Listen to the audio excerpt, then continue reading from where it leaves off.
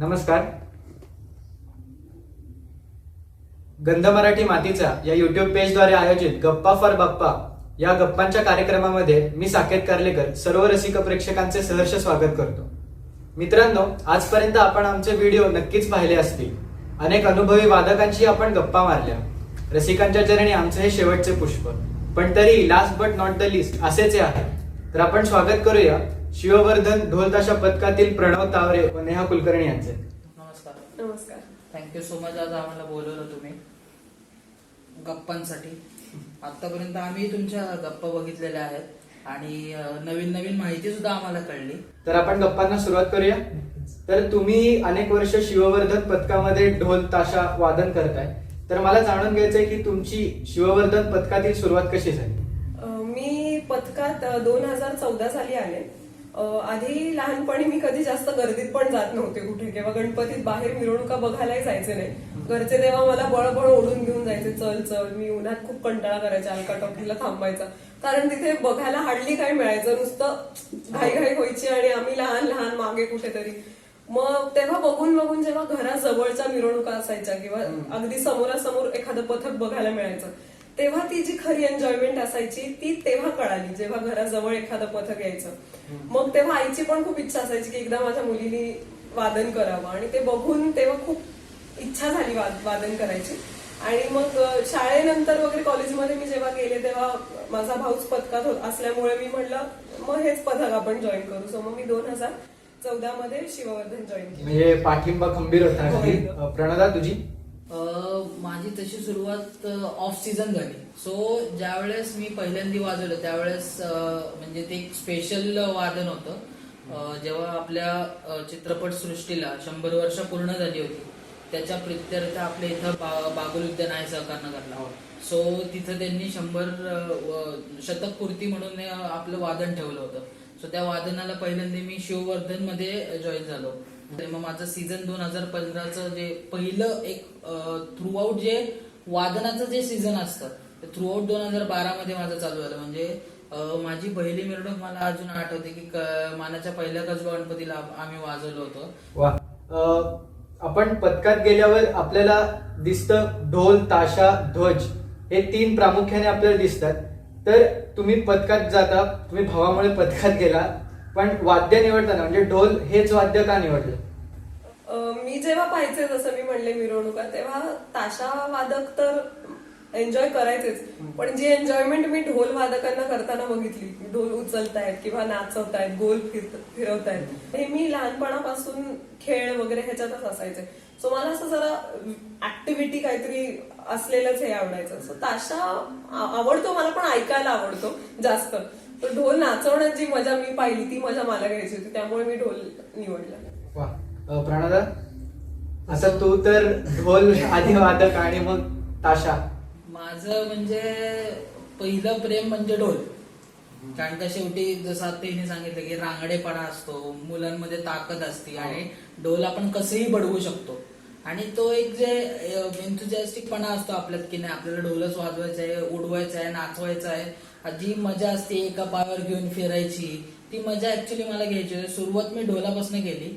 मग एका पॉइंटला असं की बाबा पथकात आलोय तर पथकात फक्त वादनासाठी नाही तर पथकातल्या प्रत्येक गोष्टी शिकता पण आल्या पाहिजेत, म्हणून मी पहिले ढोल, मग ध्वज आणि मग आता ताशा शिफ्ट झालो मी कम्प्लिटली. की आता ते जेवढं वादन मला ढोल आवडतं त्याच्यापेक्षा जास्त मला आता ताशा आवडायला लागलं. कारण का ताशामध्ये जी एन्जॉयमेंट येते आणि जे वादन करता येतं ते ढोलात आपण फक्त नाचू शकतो, ह्याच्यात आपण काहीतरी कला दाखवू शकतो, प्रत्येकाची एक वेगळी कला आपण दाखवू शकतो. तर न्यायालय मुलींच्या वादनाबद्दल किंवा मुली जेव्हा ढोल हे वाद्य निवडतात तर तेव्हा खूपदा असं एक मेंटॅलिटी असते की त्या छोट्या ढोल वाजवतात किंवा ताकद नसते. तर तुम्ही जेव्हा ढोल हे वाद्य निवडलं तर तेव्हा तुम्हाला असं ऐकायला मिळालं होतं, आणि आता ही जी मेंटॅलिटी आहे तर याबद्दल काय सांगाल तुम्ही? मी जेव्हा पहिलं माझं वर्ष होतं तेव्हा मुलगी म्हणून देणारे जे सिनियर्स असतात ते मुलगी आहे, 24 तास लहान देऊ. पण जसं वादन सिनियर्स पण बघतात की जमतंय येतंय तसं, आणि मुलींच्या हातात पण ते असतं की तुम्ही स्वतः प्रॅक्टिस करा, तुम्हाला ते जमतं. मला असं खूप वाटतं की ढोल वादन जे असतं हे मुलींचा कधी कधी खूप जास्त डिमोटिवेट करतात. ते ऍक्च्युली प्रत्येकाच्या विल पॉवरवर असतं. आता एवढी 6 वर्ष मला झाली, मी खूप नाजूक अशा बारीक अंगकाठीच्या मुली पण बघितल्या जे 26-28 बांधतात. मी पण हल्ली 30 बांधायला लागली, कारण ते तुमच्या विल पॉवरवर असतं. तुमची तेवढी प्रॅक्टिस असेल, तुम्हाला जमत असेल तर नक्कीच तुम्ही ते घ्यावं. आणि माझ्या पथकात असं आजपर्यंत मला कधी झालं नाही की कुठलाही मुलगा नाही म्हणलाय किंवा नाही घेऊ दिलंय. मी जे कधी मोठा साईजचा वगैरे घेतला, सगळ्या मुलांचा नेहमी सपोर्टच असतो की तुम्ही करा, प्रॅक्टिस करा, घ्या और नाचवा, गोल फिरवा. त्याला कधीही आम्हाला थांबवलेलं नाहीये. सो मुलींनीही स्वतःच कमी जपायला नाही पाहिजे. एवढं तुम्ही करा आणि घ्या अजून, असं मला खूप वाटतं की ते मुलांपेक्षा जास्त मुलींच्या हातात असतं. प्रणदा, एक ताशावादक जो असतो जेव्हा सुरुवात करतो ताशावादनाला, आता तू जसं ढोलमधनं ताशाला, ढोलाला टिपरू असतंय, पण ताशाला 2 काड्या आपण घेतो आणि ते हात फिरले नाहीत तर तो वाजतच नाही ताशा.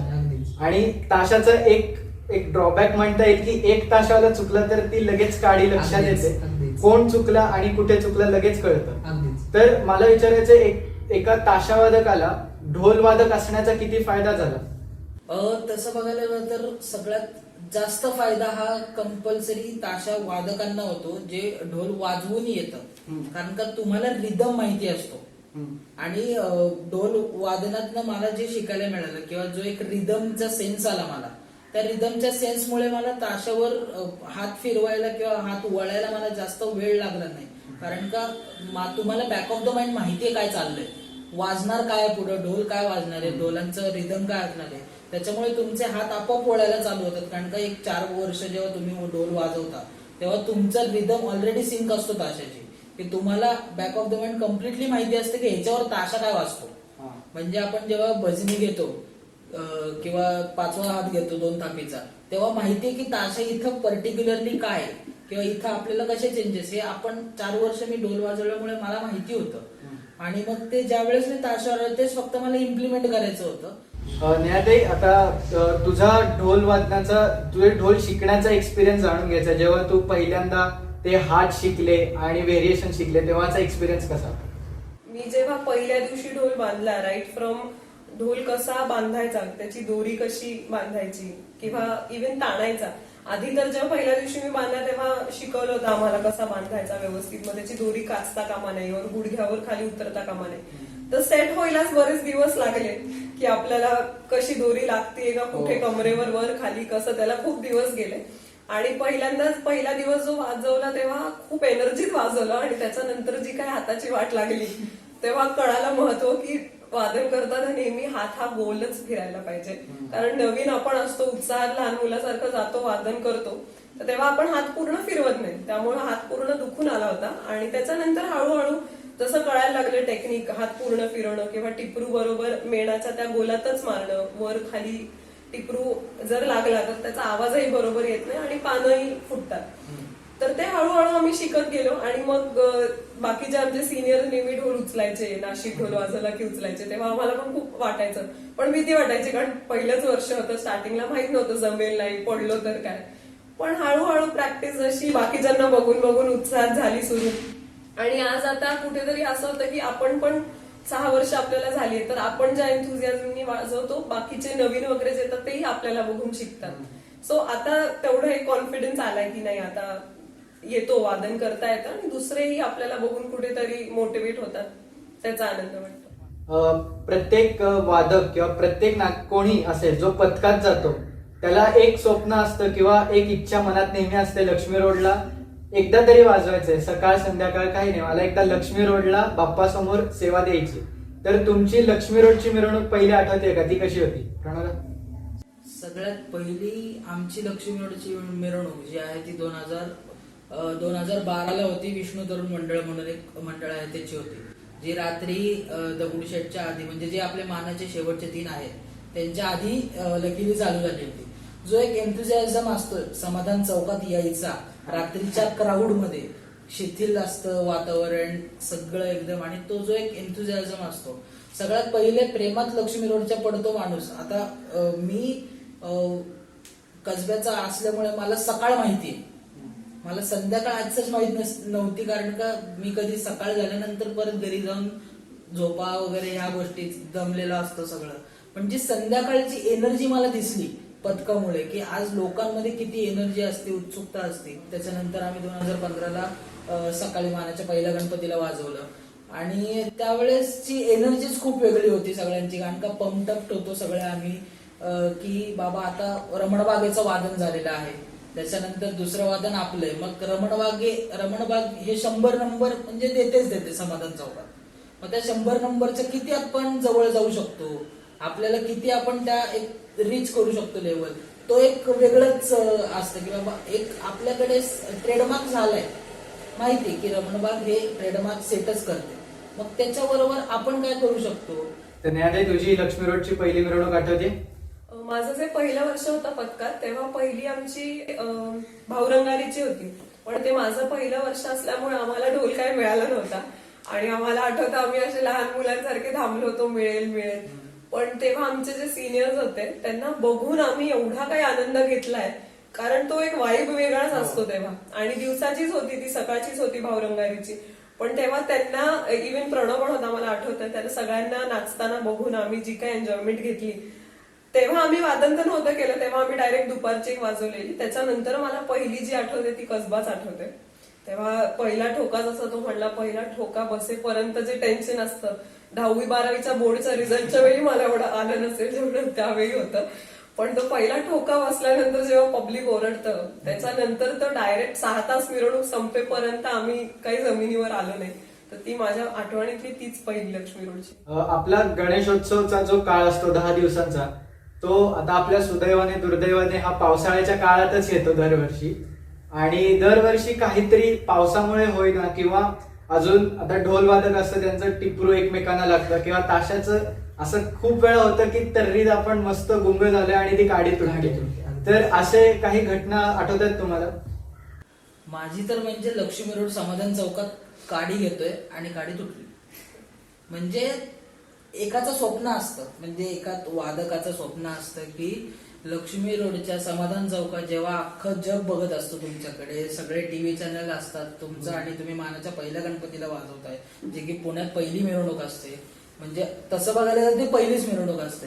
आणि तिथं जेव्हा तुमच्याकडे सगळे लक्ष असतात तेव्हा तुम्ही ताशा वाजवताना जेव्हा एका लय पकडते आणि जेव्हा ती काडी तुटते तेव्हा तुम्ही असं असतं की का आजच का इतकं वेळ काय, नंतर कधी तुटायची तुटणार, पण त्या चौकातच का. तर ती एक जी काय म्हणतात ती विसरू नाही शकत आपण कधी.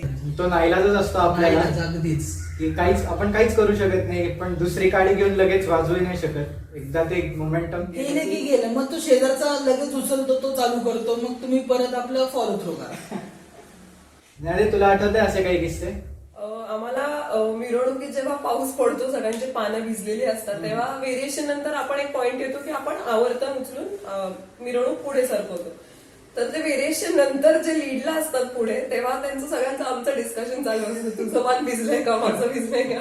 मग सगळे जे सिनियर्स असतात ते येऊन चेक करतात कोणाचं वाजेल, कारण कोणाला तरी लीड उचलायला लागते ना आवर्तनाची, किंवा पहिला हात उचलायला लागतो. तेव्हा जे काही टेन्शन असतं की आता सगळे आपल्याकडे बघतायत, पान भिजलंय, जर आवाज आला नाही तर काय करायचं. त्यामुळे रुमालाने पानं पुसा किंवा ह्याचा ढोल चांगला आहे त्याला उचलायला सांग, हा सगळा घोळ चालू असतो. पण ते सगळं नंतर आठवून असतं, किंवा टिपरू सटकतात. पाऊस जेव्हा असतो कधी कधी तर बरेच वेळा असं झालंय, वादन करताना सटकले, पब्लिक मध्ये गेलं, कोणाच्या ढोलाखाली गेलं, बराच वेळा होतं. पण त्याला काय नाईलाज आहे, त्यामुळे ती पण एक एन्जॉयमेंटच असते. आणि तेव्हा बाकीचे जे वादन न करणारे असतात ते सगळे इथून तिथून त्यांची धावपळ चालूच असते, त्यामुळे असतात बरेच किस्से असतात. आपले काही व्हेरिएशन उचलताना असं असतं की ढोलांचा तो आवाज यायलाच पाहिजे, ताशाचा रिस्पॉन्स आणि तो ढोलाचा आवाज यायलाच पाहिजे. नाशिक ढोल पण जेव्हा ताशा उचलला तेव्हा ढोलांचाही आवाज जोरात आला पाहिजे. पण पाऊस नसेल तर, पाऊस असेल तर ती पानं भिजलेली, त्यामुळे मुलांना एवढा जीव काढून काढून आवाज काढायला लागतो. वा. तर तुम्ही पुणे आणि पुण्याबाहेर मिरवणुका मारलेल्याच आहेत, गाजवलेल्याच आहेत. तर पुण्याचा एक गणेशोत्सव किंवा पुण्याचा अगदी ढोल वादन कुठेही असू दे, तर त्याची एक सुसूत्रता असते. तर तुम्हाला पुण्याबाहेरचं वादन आणि पुण्यातलं वादन यामध्ये काही फरक जाणवतो? ऍक्च्युली मला खरंच खूप जाणवतं. म्हणजे मी म्हणजे आता एक साधारण 10 वर्ष माझं या वादनात झालंय, म्हणजे वादन करायला झालंय.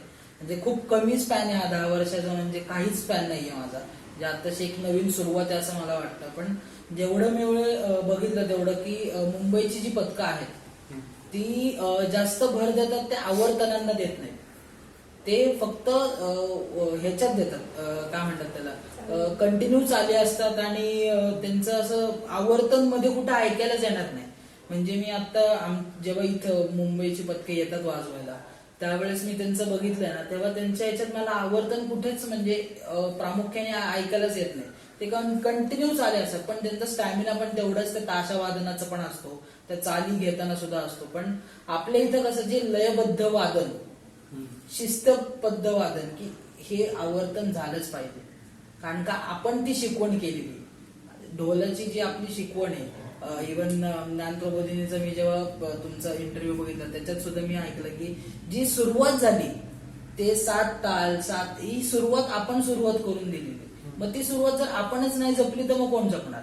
आणि आपलं जे वादन आहे ते वादन हे आपणच कंटिन्यू ठेवलं पाहिजे, तर ते कुठेतरी तसंच राहील. आणि ऍज कम्पेअर टू बाकीचे स्टेट म्हणजे शहरातली पथकं बघायला गेली तर पुण्यातली पथकं ही अजून सुद्धा बाहेर डिमांड पुण्यातल्याच पथकांची असते. असं नसतं की बाबा नाही मला हे पथक पाहिजे ते पथक पाहिजे असं. पुण्यातली कुठलीही पथकं असतील तरी पुण्यातलेच पाहिजे, कारण का लयबद्ध, शिस्तबद्ध आणि एक जे का म्युझिकचा जो सेन्स असतो की आता असं नाही आपण की कुठलंही घेतलं आणि चालू केलं. एक सेन्स असतो आपल्याला म्युझिकचा की बाबा हे ह्याला काय सूट होईल, संबळ आहे, हे आहे, खूप गोष्टी आहेत आपण वाजवू शकतो. आम्ही इव्हन हैदराबादला काही मिरवणुका केल्या जातात. तिथे जे त्यांचं कोटी दीपोत्सव असतो किंवा त्यांच्या मिरवणुका असतात ते तिथे तर ढोल ताशाचं कल्चर नाहीच आहे ना, त्यामुळे ते पुण्यातून जेव्हा पथक येतं त्या लोकांना एक वेगळीच क्रेज असते की अरे पुण्यातून आले, कारण ढोल वाजवतायत म्हणजे त्यांना काहीतरी खूप भारी कौतुकास्पद एवढं वाटतं की मागच्या वेळी आम्ही एक मिरवणूक केली होती तेव्हा लोकांना असं वाटत होतं की अरे बापरे एवढे जड ढोल घेऊन मुली चालल्यात. त्यामुळे आम्हाला एकदम सेलिब्रिटी फील आला होता, कारण लोक असे आजूबाजूला होते आणि जेव्हा मिरवणूक पुढे सरकत होती लोक येऊन विचारत होते आपका हम ले क्या उठाय क्या हम पकडे क्या. आम्ही म्हणतो नाही आम्हाला सवय आहे, तुम्ही नका काळजी करू. तेव्हा आम्हाला एवढं भारी फिलिंग आलं. पण त्यांना खूप सरप्राइझिंग वाटतं, त्यांच्या इथे तर कल्चर नाहीच आहे. इव्हन जसा हा म्हणला मुंबई आणि पुण्याच्या वगैरे पथकात पण खूप फरक जाणवत होता. पुण्यातले कधी असतील तर आपण शक्यतो मुंबईचं कुठलं पथक बोलवलं असं खूप रेअरली होतं, किंवा मुंबईची लोक कशी पुण्याची पथकं बोलवून तिथे वादन करतात, त्यामुळे ते वादनात पण एक खूप डिफरन्स जाणवतो. तुम्ही एवढी वर्ष शिववर्धन मध्ये वाजवताय, बाप्पाची सेवाच म्हणायला हरकत नाही, तर याच्यामध्ये एक अविस्मरणीय क्षण काय सांगाल तुम्ही तुमच्या एवढ्या वर्षातला? खूप आहेत खरं, एखादा सांगणं खूप अवघड आहे. तसं बघायचं तर लक्ष्मी रोडला जसं मी सांगितलं, जे आमची पहिली माझी कसब्याची मिरवणूक झाली मी वादन केलेली, त्याच्यानंतर खूप ऊन होतं त्या वर्षी, पाऊस असा खूप झाला नव्हता आणि 6 तास पूर्ण ती मिरवणूक झाल्यानंतर आमच्या पथकातल्या मुलं मुली सगळ्यांची अवस्था एवढी वाईट झाली होती. मला जे आठवत होतं एवढंच की अलका टॉकीजच्या पुढे पथक गेलं आणि त्याच्यानंतर सगळे इकडे तिकडे झाले आणि मुली अक्षरशः एक एक करून चक्रा येऊन पडत होत्या. सगळ्यांना असंच फुटपाथच्या इथे टेकून आम्ही झोपवलं होतं आणि आमची अवस्था एवढी वाईट झाली होती की आमच्या आई वडिलांनी आम्हाला ओळखलं नसतं. अशा अवस्थेत एवढी बेकार कंडिशन झाली होती. पण तेव्हा एक जे वेगळंच फील असतं ना, सगळे आपलेच असतात आपल्या पथकातले, कोणीही येतं, कोणाचाही ढोल उचलून खाली घेऊन जातात, एकमेकांना धरून घेऊन जातात, तो एक खूप वेगळाच माहोल असतो. तर मला तेव्हा जे पथकानी जे काही युनिटी जे काही दिसते, जे काही आपलेपणा असतो ते मला खूप दर मिरवणुकीला ते जाणवतच, पण ती पहिली लक्ष्मी रोड असल्यामुळे मला ती जास्त आठवते. तसं बघायला गेलं तर गणेशोत्सवाचा अविस्मरणीय असतो दरवर्षीचा. सो पण त्यातली एक स्पेसिफिकली सांगायला गेलं तर ती गणेशोत्सव सोडून एक अविस्मरणीय पथकासाठी आहे माझी, की जेव्हा आम्ही जसं आता हिने मेन्शन केलं की आम्ही हैदराबादला गेलो होतो त्यावेळेस आपल्या इथे जेवढी लक्ष्मी रोडला ऍव्हरेज गर्दी असते त्याच्याहून दुप्पट गर्दी तिथे होती. बापरे. म्हणजे की लोक बिल्डिंग वर चढून वगैरे बघत होते आम्ही वाजवताना. त्याच्यानंतर म्हणजे साधारण एक एवढं पब्लिक होतं की आम्ही असं होतं की हे लक्ष्मी रोडच्या पण दुप्पट, म्हणजे आम्ही कधी एक्सपिरियन्सच नव्हता गेला हे पब्लिक. आणि आमचं काय म्हणतात त्याला, आम्ही हार्डली एक 40 ते 50 जण होतो, त्याच्यात सुद्धा मुली जास्त होत्या. आय एम सो फॉर्च्युनेट की पथकामधल्या मुली ह्या तेवढ्याच पॉवरफुल आहेत आणि नेहा आहे, त्याच्यानंतर अजून 4-5 मुली आहेत की आम्ही तिथं गेलो होतो आणि त्यावेळेस म्हणजे तिथल्या सगळ्या फ्रंट पेजला तिथलं जे म्हणजे आता आम्हाला कन्नड कळत नाही त्याच्यामुळे त्यांनी काय तेलुगू सॉरी कळत नाही त्याच्यामुळे त्यांनी काय लिहिलं होतं आम्हाला कळलं नाही. पण तिथल्या प्रत्येक फ्रंट पेजला सगळीकडे फक्त आमचेच फोटो होते की ह्यांनी येऊन वादन केलं, इतकं भारी वादन झालं वगैरे वगैरे. ठीक आहे आम्हाला कळलं नाही पण ते आम्हाला बघून चांगलं वाटलं बघ. ते म्हणजे खूप अविस्मरणीय होतं की एवढी गर्दीचा एक्सपिरियन्स कधी इथं येत नाही जेवढं तिथं येतो. आपल्या इथं कौशल्य जे असतं ते वादनाचं ऐकण्यासाठी येतात, रसिक असतात आपल्या इथं. पुण्यातले लोक हे रसिक आहेत, बाहेरच्या लोकांना हे खूप बघायला भारी वाटतं आणि रसिकांसमोर आपले हे कळतं की आपण किती काय म्हणतात त्याला कौशल्याने वाजवू शकतो आणि बाकीच्यांसमोर आपण आपल्यातलं काय ते दाखवू शकतो.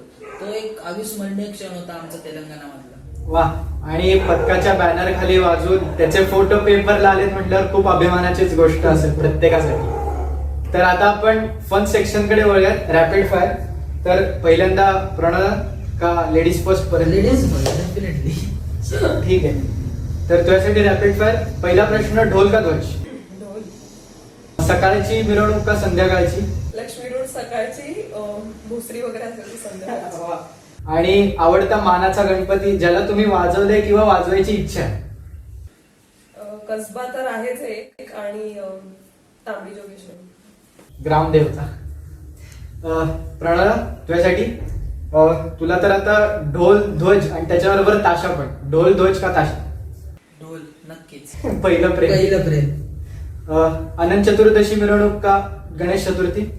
बाप्पासाठी वाजवलेली मिरवणूक. वा, आणि तुझा मानाचा, आता तू कसबा मध्ये कार्यकर्ता म्हणून पण आहेस, पण आपण कसबा नको धरायला, बाकीचे. नाही तसं नाही, प्रत्येकाचीच इच्छा असते की मानाच्या सगळ्याच गणपतींना वाजवायची, की निदान एखाद्या तरी वाजवायची इच्छा असते. सुदैवाने ती आमची पूर्ण झालेली, पण तरी एक अपुरी राहिलेली इच्छा अशी आहे की अजून कधी होईल माहित नाही, पण दगडूशेठ संध्याकाळातून राहिली.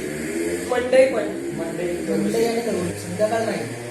आता यावर्षी तर आपल्याला वादन करता आलं नाहीये, म्हणजे अगदीच असं पुणे गणेशोत्सव आणि वादन नाही, हे खूपच अगदी ते सगळे रस्ते सुने सुनेच पडले होते. याचं कोरोना हे एकच कारण होतं, पण तरीही पथक ही एक संघटनाच असते आणि तिथे आपण फक्त वाजवायला भेटत नाही तर तिकडे समाजकार्यासाठीही भेटतो. तर प्रत्येक पथकाने, प्रत्येक वादकाने एक कार्यकर्ता म्हणून या काळात सेवा बजावलेलीच आहे.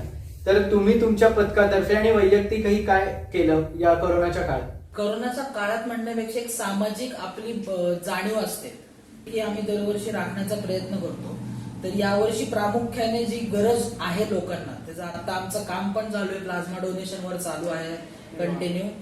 त्याच्यानंतर आम्ही गणेशोत्सवामध्ये रक्तदान शिबिर पण भरवलं होतं, म्हणजे पथकाच्या अंडर.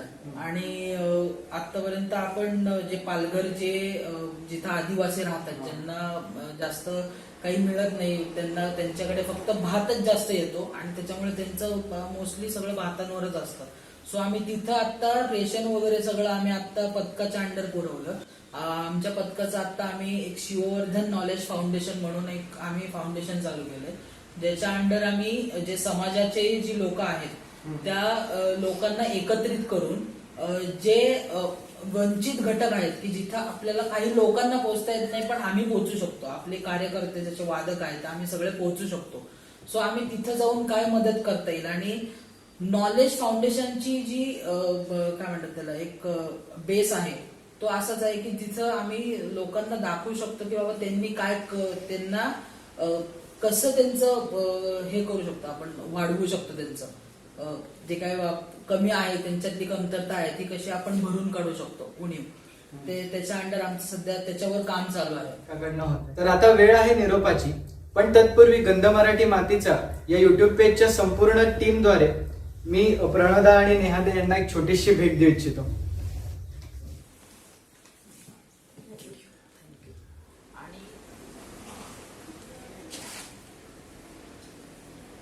मास्क घाला, घरी राहा, सुरक्षित राहा. गंध मराठी मातीचा चॅनलचे खूप खूप आभार. सगळ्यांनी घरी राहा, सुरक्षित राहा. पुन्हा भेटू. थँक्यू, धन्यवाद. तर मित्रांनो, आपण परत भेटूयाच अशाच एका मनोरंजक कार्यक्रमामध्ये. पण तोपर्यंत घरीच राहा, सुरक्षित राहा, सर्वांनी आपली काळजी घ्या. धन्यवाद. धन्यवाद.